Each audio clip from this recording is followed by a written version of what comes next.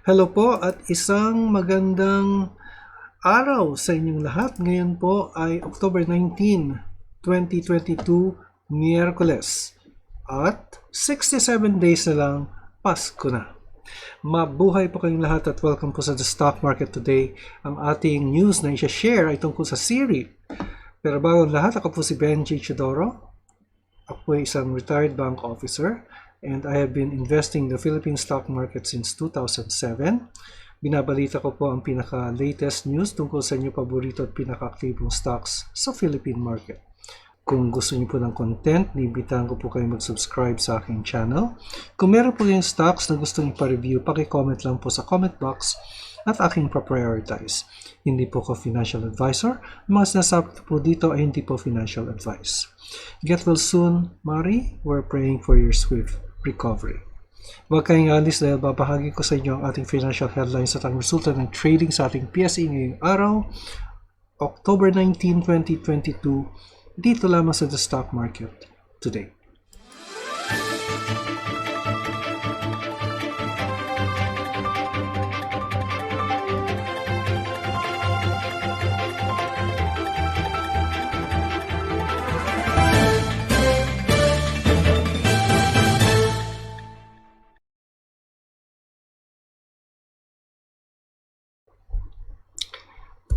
Okay, ang ating main news or ang ating top stories or headlines ay galing po ng Business World. Inflation may cut 2023 growth, sabi ni NEDA. Marcos says government ready to defend peso. OFW remittances jump in August. Transport groups seek surge charge on fares during rush hour. Ginagaya nila ng mga TNVS. Anyway, ewan ko kung paano ma-implement yan. No? Okay, corporate news naman tayo. PLDT says dito open to settle 430 million contractual obligation. Atlas Mining income slips by almost 12% to 3 billion. And CREIT set to issue ASEAN green bonds to expand its real estate portfolio. So ito po ang ating main news tungkol po sa CREIT. CREIT set to issue ASEAN green bonds to expand its real estate portfolio. Citicorp Energy REIT said on Tuesday that it will be tapping the capital markets for the issuance of ASEAN green bonds in the fourth quarter of this year to expand its real estate asset portfolio. We want to fast-track this initiative to facilitate our growth trajectory as disclosed in the REIT plan. At the same time, keep our borrowing cost at manageable levels considering the continued pressure on the global interest rates, Oliver Tan, President and Chief Executive Officer of CREIT, said in a stock exchange disclosure. In its registration filed with the SEC, the company said it is offering bonds worth 3 billion with an oversubscription allotment of 1.5 billion. CREIT added that it also intends to use part of the proceeds to acquire land parcels totaling 500 hectares to host affiliate solar power developers. ASEAN Green Bonds proceeds are meant to be exclusively used to finance or refinance in part or in full new or existing eligible green projects that comply with regulatory standards. CREIT said that the move is part of its leveling up program from zero debt to minimum leverage of 35% of its invested capital to fund the acquisition of new properties and to maintain its growth momentum. With the investment grade rating, CREIT effectively increased its debt headroom and allowable leverage from 35% to 70% of deposited properties, currently at 14.5 billion pesos, before the acquisition of the new target assets, Mr. Tan said. In a separate regulatory filing, CREIT said that it had distributed to date 308 million pesos of its IPO proceeds for its AFAB solar rooftop project through the wholly owned subsidiary Sunnyside Up Power Corporation. Meanwhile, 1.55 billion pesos from the IPO proceeds had to be used for the first phase of the Arayat Solar Farm, which is a joint venture with ACEN Corporation. A total of 966 million was allocated for the second phase of the Arayat, Mexico solar farm, which is expected to be completed in the first quarter of 2023. Okay, yan po ang ating main news. And okay, we have comments here. First is from Wealthy Mind. Yung una, sir, parang nasa resto kayo. Ano po ang tingin nyo kay dito? Good pa po ba siyang bilhin? Okay, magandang tanong po yan, no?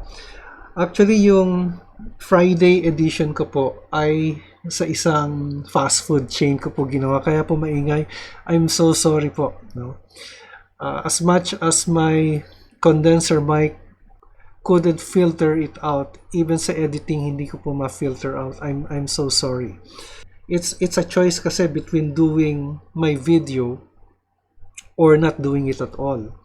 Kung hindi ko po gagawin yon, ay malamang ay hindi ko po ma-release on time yung video for your consumption, ano? So I'm very sorry po, and it doesn't happen that often naman, and I try to minimize the noise, or I find a place, but unfortunately po, that was the only place where I can do my video blog at that time, no? At that time. So I'm so sorry po. Anyway, ang tanong mo dito, ano po ang tingin nyo kay dito? Good pa ba siyang bilhin? Mamaya tingnan po natin si dito. But offhand, ano? Offhand, dito's price is, tingnan natin si dito, no? Dito's price is mababa siya eh. Kasi affected siya by, well, the business environment. Ito po yung 247 po ang closing price niya the previous day. And affected po siya ng business environment, plus ang kumpanya ni Dennis Uy is saddled with debts. Marami po siyang utang, and he's having a problem with cash flow, no? Ngayon, personally, I will not buy the stock. Personally, no? But sa inyo po, kayo po ang magdesisyon dyan, ano? Sa akin po, management is good, but you will have to take a look at the cash flow of the stock. Personal choice ko po yun, no? Kayo po ang magdidesisyon dyan kung gusto nyo bilhin o hindi. Ngayon, if you think management can turn around the company, solve its cash flow and liabilities concern, then 247 is a good price. Napakagandang presyo po niyan. Pero, syempre, sa stock market, risk po ninyo yan, ano? Meron po tayong risk dyan na, what if napabayaan, di ba? What if, sana naman ay hindi mangyari na mismanage yung funds or hindi ma-solve yung cash flow.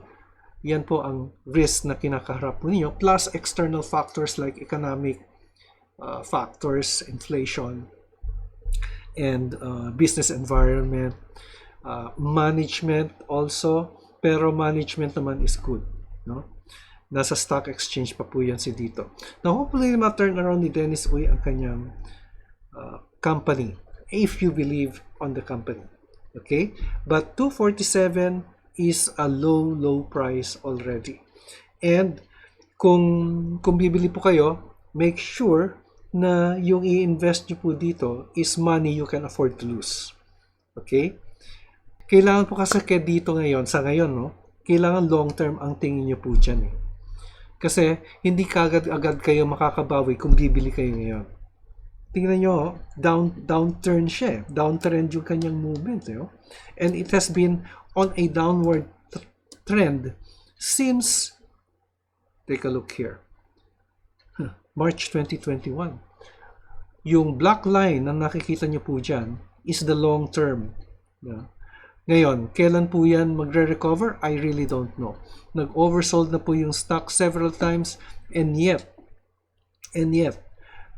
we couldn't see a near reversal. The best that we can hope for is a sideways movement na nangyayari in a very, very short term lang to. Very short term lang siya. But the trend is actually pababa. So when you invest here, it is the risk that you will take, but it is also an opportunity. So two sides po yan, no? And pag-aralan niyo po mabuti. Personally, I wouldn't buy the stock at this point. Okay? But it's also an opportunity for you because the stock is low and well, everything naman is low at this point, di ba? Pero who knows, di ba? May turn around ni Mr. Uy yung kanyang kumpanya and the stock would soar later. But make sure lang po na long-term yung inyong view. Pangalawa po, you invest your money there with money you can afford to lose. Salamat po. Maraming pong salamat. Okay. Then next we have Raquel Robrigado. Thank you, sir. Kahit naintindihan ko na parang mas naintindihan ko sa lawak ng paliwanag niyo. Yes, sir. Naipaliwanag niyo po yung upside. Ay, salamat naman. Anyway, maraming po salamat sa inyong pagtitiwala. Ngayon po, kung hindi ko po masagot ang inyong mga tanong, pasensya na po. And I will be honest with you, I will tell you outright na hindi ko po masasagot. Hindi po ako magbibigay ng impormasyon na fake news, ano? Hindi po ako naniniwala doon sa fake news. Nire-research ko po muna. At kung hindi ko po alam, sasabihin ko pong hindi ko po alam. Okay po, maraming po salamat sa inyong pagtiwala sa akin. Okay, so let's now go to the Philippine Stock Exchange and the Philippine Stock Exchange Index on how it performed today. Ang Philippine Stock Exchange Index natin ay umakyat ng 19.67 points or 0.32% up. Nasa 6148.31. Yung ating Relative Strength Index nasa 52.14. So on the short term, yung ating indicators sa 20-day moving average, mas mataas po yung presyo niya kesa dun sa moving average, meaning na mukhang nagbabago ang trend on the short term. Kasi ito na po yung third green candlestick ng index since October 17. So since Friday po or since Monday po ay umaakyat po ang ating index. Pero ngayon po ay 19.67 points. Kahapon po umakyat po siya ng 158 points. Sa market activity naman, 87 ang bumaba, 74 ang umabante at 44 ang hindi nagbago. Ang All Share Index naman ay umakyat ng 0.40%. Samantalang ang ating sectoral indices, dalawa ang bumaba, no? Ang financials at ang properties ay bumaba. Samantalang umakyat naman ang holding companies, industrials, mining, at services. Ito po ay pinangunahan ng services at 1.5% increase. So, tignan naman natin ang ating i-analyze na stocks, no? Meron po tayong 6. Tingnan po natin si Dito, Glow, JFC, puro positive form titingnan natin. Medic ang top gainer, no? 13.04%. At si ACEN. So si Dito ay okay, patuloy ang pagbaba ni Dito at oversold na po siya, no? Yung RSI po niya since September 23 ay oversold at nananatiling oversold po yung stock.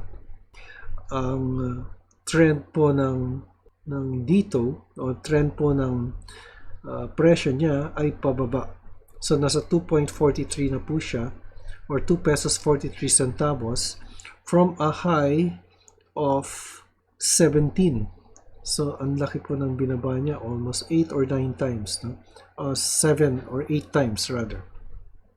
Pinakamataas po niya noong February 2021. At pagkatapos noon ay dire-diretso na po yung kanyang pagbaba. So yung ating, let's draw a parallel channel. Tingnan natin dito. Madadraw po natin siya from here. From May 2022 hanggang to the present, ano? So yung support and resistance, support nasa 223 at resistance nasa 364 based dito sa ating parallel channel. Pababa pa rin po siya, oversold at 21.34 yung kanyang RSI. And then globe. Okay, patuloy na umakyat si Glow, no? Yesterday, October 18, umakyat po siya ng 4.82%. At ngayon, umakyat uli siya ng 4.8%. So, meron pong slight, well, above average volume. So, masasabi ko pong breakout po ito on the second consecutive day, but there's meron pong slight increase in volume, no? So, yung dati niyang resistance na ngayon ay support ay ito po. Support is at 2316, dating resistance po yan. At yung next higher resistance ay nandito po sa 2569. Yan po. Yan po si Glow. Meron po siyang SRO, no? 1 share for every 13.2366 common shares held. Natapos na po yung ex-date nito noong September 16. And then we have JFC. JFC ay just moving sideways. Pero yung short term and medium term moving averages just piercing through. Ngunit yung ating long-term indicator, yung 100-day exponential moving average, ay nasa ilalim pa rin. Ibig sabihin po, on the long term ay paakyat pa rin po, but in general, ang stock ay just moving sideways. Ngayon, based po dito sa study ng BDO-SEC, ang Jollibee ay meron target price or merong upside. Meron po siyang buy rating with a target price of 275 or an 18.5% upside. Okay, support is at 227 while the resistance is at 247. Yan po si Jollibee. Pagkatapos naman si TEL. TEL is, merong breakout si TEL. Hindi siya breakout. Just slightly above average volume lang. Pero napakalaki po ng akyat niya. Nasa 7.51% or 111 pesos, no, yung akyat niya. Previously, yung kanyang closing price was at 14.79. Yung indicator po na RSI nag-oversold po nung nung August 11 at 29.84. So kung nakuha niyo po yung indicator dito, yung buy signal niya noong October 11, maaaring kumita po kayo ngayon. Kasi po noong October 11, ang closing price po niya ay at 1402. Now 1402 is the 52-week low of PLDT. At yung RSI po natin is at oversold, meaning that if you were able to buy on this day, there was an increase in the stock price in the coming days. At ngayon po natin nakikita yan. Okay po. So, TEL is one of the stocks na pwede nyong gamitin yung RSI. Kasi bihira po mag-overbought at oversold po ito eh. Pagka nag-overbought or nag-oversold po yung stock, it is a buy or sell signal, no, for investors. Okay? And then next we have Medic. Medic. Yan, breakout si Medic. Si Medilines, ano? Yung kay Villar. Ngayon, yung kanyang rise started on October 13. At nagkaroon siya ng oversold signal dito noong October 3. So yung green candlestick is the 1, 2, 3, 4, fifth green candlestick. At today, it gained 9 centavos or 13.04. Kaya lang, ito po ay malayo pa dun sa IPO price niya, no? Yung IPO price po niya is, I think, 225. Yun po yung pong pinaka-IPO price niya. So, it's even less than 50%, ano? So, if you are closely following Medic, if you bought on October 3, yung oversold signal niya or buy signal niya, ay kumita po kayo. I-check na natin kung magkano. So, if you bought at this point here, and you sold or you held onto the stock, you should have gained 31.6%, no, in 11 days. So, I'm sorry, in 15 days rather. Yan po, si Medi. So, meantime, yung kanyang support, nakikita ko po dito sa 59 pesos or 59 centavos, and the resistance is here at 76.58. So, ito na po yung resistance level niya. Okay, then, finally, we have ACEN. ACEN ay kumita rin ngayon. Umakyat siya just slightly up. Kasi meron siyang oversold signal po dito. But, let's see. Bearish pa rin po si ACEN. Pero may indication po na paakyat po yung kanyang presyo, no? Yung kanyang stock. Nasa 555 po yung kanyang support level. And now it's at 615. Pero based on our moving averages, yung long and medium term indicator are above, and therefore masasabi pa nating bearish po or hindi pa po nagbabagong ng trend ang ACEN na pababa. Yung short-term indicator niya gave an indication that it is just moving sideways. So maaring in the next few days, if we see successive green candlesticks, maaring nagbago na po ang trend. Okay, so yan po ang ating report sa stock market. Ika-19 ng Oktubre, 2022. Ito po si Benji Chidoro nagpapaalala. An investment in knowledge pays the best interest. Maraming salamat sa inyong pagtangkilik at hanggang sa muli.